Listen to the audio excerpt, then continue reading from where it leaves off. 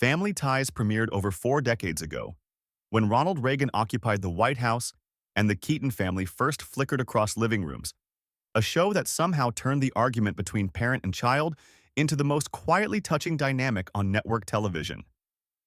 All 9 principal cast members are still alive as of 2026, a small mercy in a world that has taken so many of them from other shows of that era. Tina Yothers was 9 years old when the credits rolled for the first time, too young to fully understand what she was part of. She is now 52. By the time this script closes, you'll understand why one cast member's health became the weight that made this show feel less like a sitcom and more like a record of borrowed time. Number 1, we have Michael J. Fox as Alex P. Keaton, the Republican son who could argue his parents into submission with perfect elocution and genuine affection for Margaret Thatcher, and he carried the entire emotional architecture of the show on his shoulders before anyone knew he would carry so much more. When Fox stepped onto that set in 1982 at 21 years old, he was a working actor with a television credit and no particular promise of becoming anything more. Alex P. Keaton rewired that entire trajectory within the first season. The character required something Fox possessed almost by accident: a preternatural ability to deliver ideology without judgment, to make a teenage Republican sympathetic, even to viewers who would sooner vote for a houseplant. He made young conservatism feel less like a political position and more like a genuine personality disorder, something touching and maddening in equal measure. The show itself became a mirror for a specific moment in American culture when such disagreements could end with a hug and a lesson. Then came Back to the Future in 1985, the film that transformed Fox from a television actor into a global name. He remained on Family Ties through the show's run because he had committed to the role, because he had respect for his craft and his castmates, because a 19-year-old doesn't quite understand that you can leave when something better arrives. But he wanted to stay. By 1989, Fox was carrying 2 careers simultaneously, flying between television tapings and film sets, aging visibly in the way young people do when they haven't slept properly in months. What the world didn't know, and Fox himself wouldn't fully acknowledge until 1998, was that in 1991, at 29 years old, he was diagnosed with early-onset Parkinson's disease. He continued working steadily throughout the 1990s and early 2000s, appeared on Spin City with Charlie Sheen, built a film career that included Teen Wolf and The Secret of My Success, but all of it was done while his body was beginning its slow rebellion. When he finally went public with his diagnosis in 1998, it reframed everything backward. Every tired moment on camera, every slight tremor, every time Alex P. Keaton fumbled. Something became a document of a man fighting an invisible progressive illness while pretending it wasn't happening. He met Tracy Pollan on the set of Family Ties, where she guest starred in the role of a romantic interest. They married in 1988 and have remained married for 38 years and counting, raised 4 children together, built a life that most observers would characterize as enviable. But enviable takes on different shapes when one partner is gradually losing control of their own body. Fox retired from acting in 2020, not because he wanted to, but because his body had made the decision for him. The Michael J. Fox Foundation, which he established, has raised hundreds of millions of dollars for Parkinson's research. In 2022, the Academy gave him an honorary Oscar, a gesture that felt both celebratory and elegiac. Alex P. Keaton remains the role Fox is most remembered for, not because of the magnitude of his later work, but because he was first there, on that set at 21, before anything was lost. The character feels almost prophetic now, a young man arguing passionately for a stable, ordered world, not knowing that chaos was already writing his personal future in his neurons. Number 2, we have Meredith Baxter as Elise Keaton, the mother who embodied every liberal instinct of the late 20th century with such grace and warmth that she made even her own ideological defeats feel like victories. When Baxter began the role in 1982, she was 35 years old, a working actress who had earned steady employment through the 1970s without becoming a household name. Elise Keaton gave her something more, a character who didn't need to be beautiful or seductive or anything except precisely purposefully herself. The show's entire emotional gravity shifted when Elise and Steven disagreed with Alex, because the writers and director understood that Elise's loss would hurt more than Steven's loss.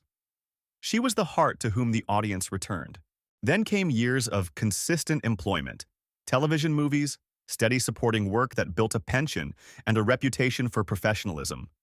Baxter married 3 times before the show ended, divorced multiple times after. Her second marriage, to actor David Burney, lasted until 1989, the same year Family Ties concluded. It would take nearly 2 decades for the full story to emerge, that Burney was abusive, that the marriage had been filled with hidden weight, that survival had looked like continuing to show up and do the work, even when the life you were living outside of work was fractured. 5 children emerged from these marriages and relationships. In 1999, Baxter was diagnosed with breast cancer, a diagnosis she survived. In 2011, she published a memoir titled Untied, a book about unraveling and reconstruction. Then in 2009, at 62 years old, Baxter appeared on The Today Show and came out as a gay woman. The announcement surprised some people who thought they knew her, which tells you something about how carefully she had managed her own narrative to fit into spaces where she was allowed to exist. She married Nancy Locke, a woman she has now been with for longer than she was with any of her 3 previous husbands. The marriage has held. That simple fact, that she built something with Nancy that remained, becomes the quietly true ending to all the breaking and rebuilding that came before. Elise Keaton was a woman who believed deeply in open communication, in reason, in the possibility of understanding one another across difference. The actual Meredith Baxter had to live for decades in a different kind of silence. Family Ties never knew that. Neither did most of the country. When you watch reruns of Baxter as Elise, you're watching an actress of considerable skill performing openness while living something closer to necessity. That makes every scene feel almost unbearably real. Number 3, we have Michael Gross as Stephen Keaton, the liberal father who seemed to believe, genuinely and almost naively, that reasoning with a teenager was always possible, which made him the show's most subtle portrait of defeat. Michael Gross was born on June 21, 1947, exactly the same day Meredith Baxter was born, a coincidence that neither expected and which neither seemed to leverage into anything particular.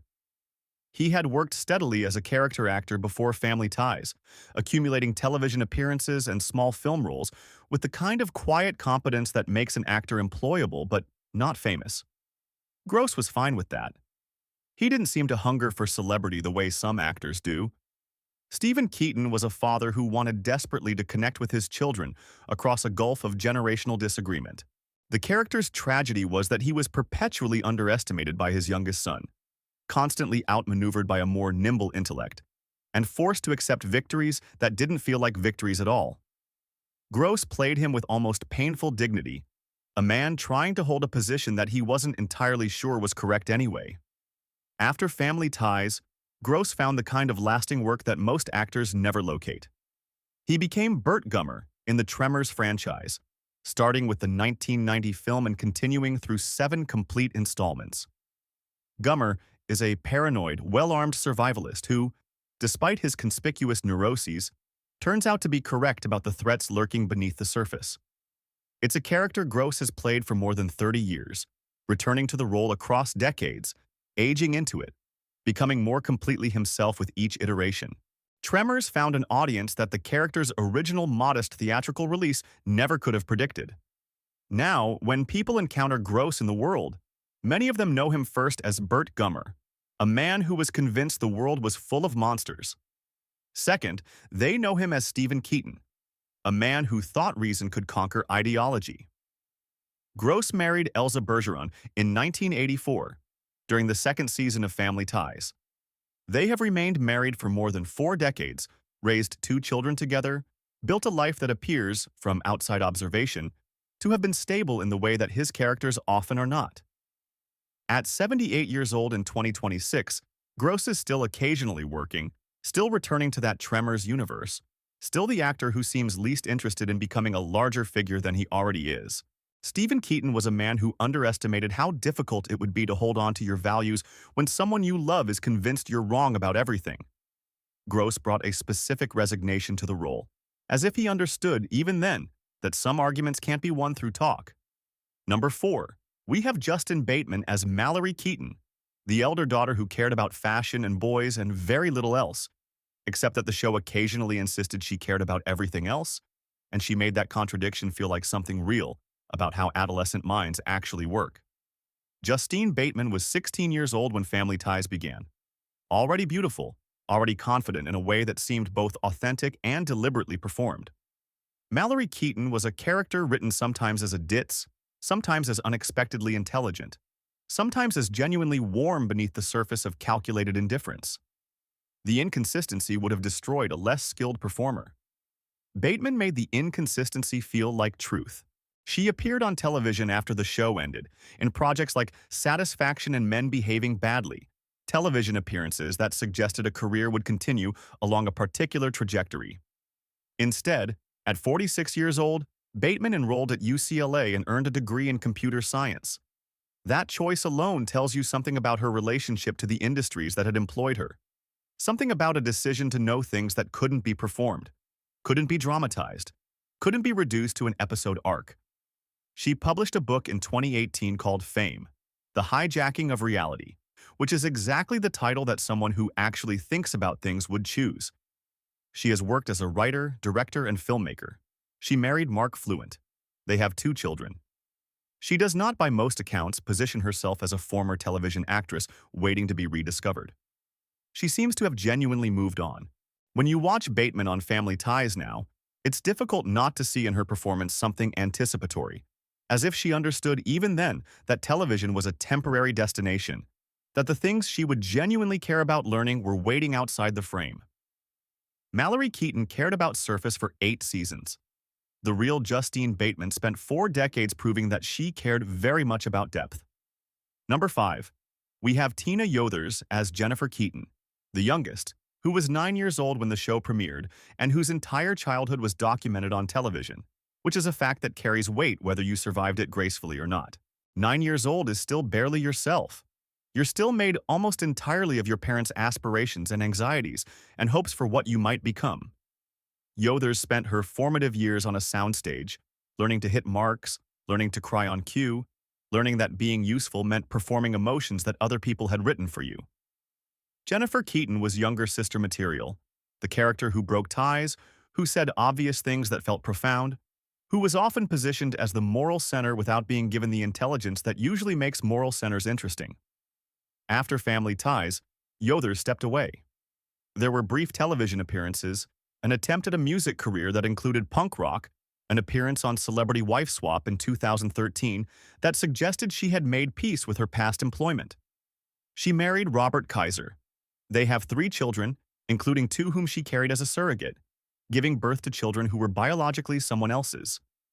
That is a gesture of extraordinary generosity or extraordinary pain, depending on how you view the decision, and probably both. Yothers lives quietly now, at 52 years old, in what appears to be a deliberate withdrawal from public life.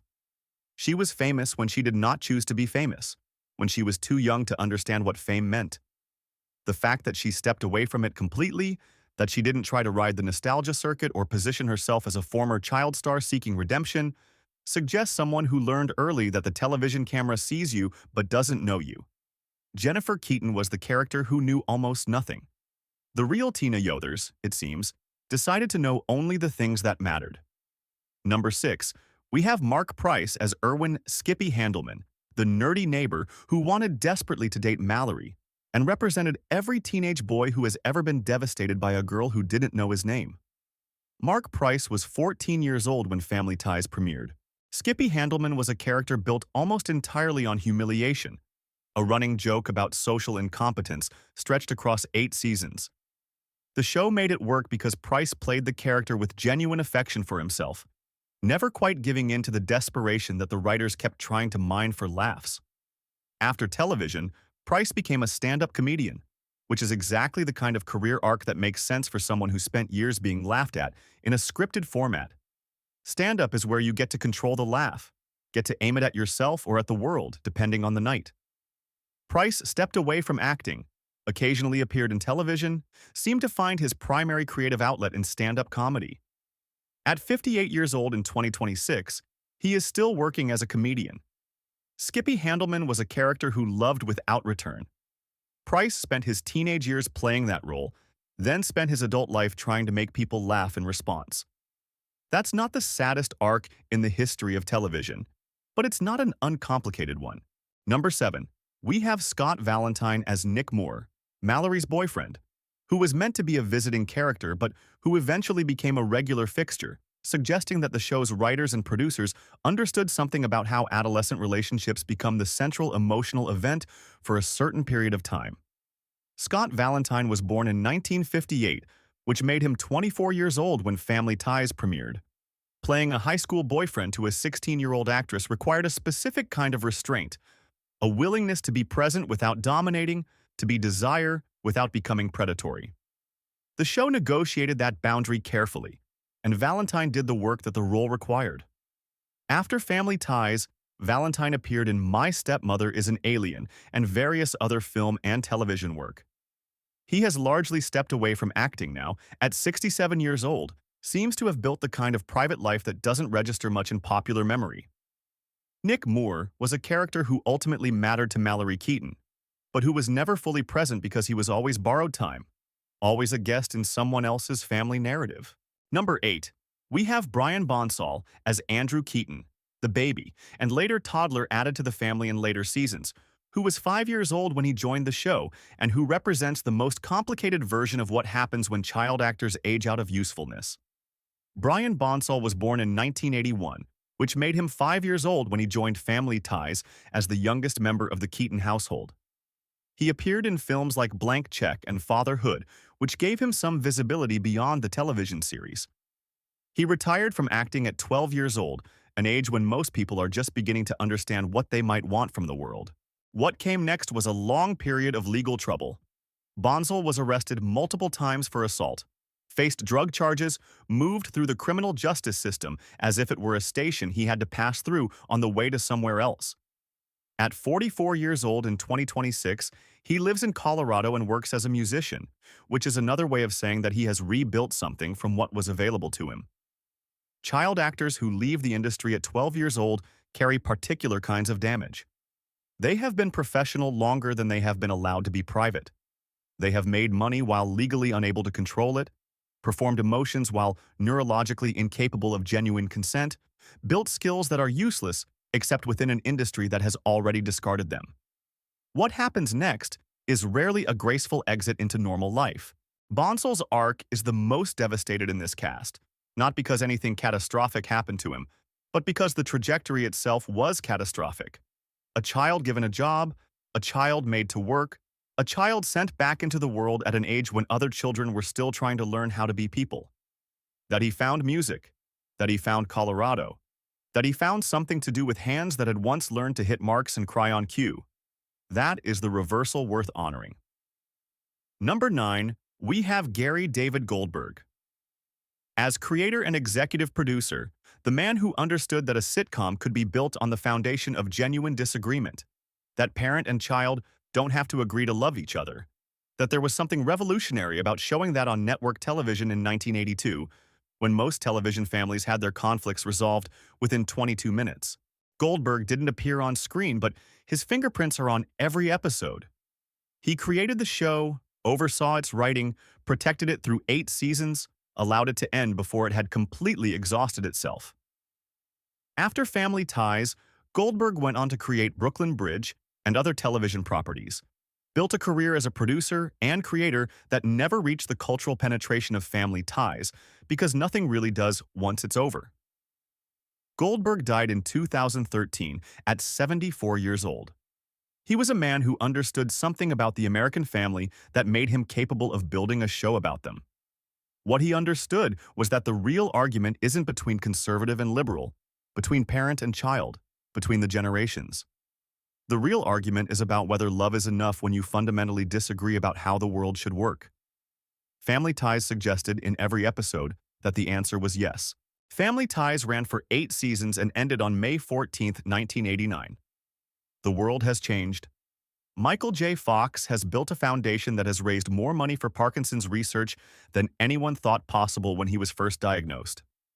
Meredith Baxter finally told the truth about herself and married a woman who stayed. Michael Gross kept playing Burt Gummer across 3 decades. Justine Bateman earned a computer science degree. Tina Yothers raised 3 children in privacy. Marc Price made people laugh. Scott Valentine lived a quiet life. Brian Bonsall found music in Colorado, and Gary David Goldberg left behind a show that understood something true about families, that the closeness that makes you fight is the same closeness that makes you stay. The show stands as a record of a particular moment, and a particular kind of family love that doesn't require agreement to be genuine. All the principal cast members are still alive. That feels, against the odds, like a small grace.